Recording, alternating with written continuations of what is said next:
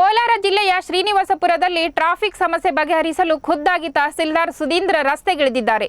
ಪಟ್ಟಣದಲ್ಲಿ ಎಪಿಎಂಸಿ ಮಾರುಕಟ್ಟೆ ಇದ್ದರೂ ಎಂಜಿ ರಸ್ತೆಯಲ್ಲಿಯೇ ಅವರೇಕಾಯಿ ವ್ಯಾಪಾರ ವಹಿವಾಟು ನಡೆಯುತ್ತಿದ್ದು, ಇದರಿಂದ ರಸ್ತೆಯಲ್ಲಿ ಟ್ರಾಫಿಕ್ ಸಮಸ್ಯೆ ಉಂಟಾಗುತ್ತಿತ್ತು. ಈ ಹಿನ್ನೆಲೆ ತಹಸೀಲ್ದಾರ್ ಸುಧೀಂದ್ರ ಸ್ಥಳಕ್ಕೆ ಭೇಟಿ ನೀಡಿ ರಸ್ತೆಯಲ್ಲಿಯೇ ವ್ಯಾಪಾರ ಮಾಡುತ್ತಿದ್ದವರಿಗೆ ಎಚ್ಚರಿಕೆ ನೀಡಿದ್ದಾರೆ. ಇದೇ ಮುಂದುವರೆದರೆ ತೂಕ ಮಾಡುವ ಯಂತ್ರ ಅವರೇಕಾಯಿ ವಶಕ್ಕೆ ಪಡೆದು ದಂಡ ವಿಧಿಸಲಾಗುತ್ತದೆ ಎಂದು ಎಚ್ಚರಿಕೆ ನೀಡಿದ್ದಾರೆ.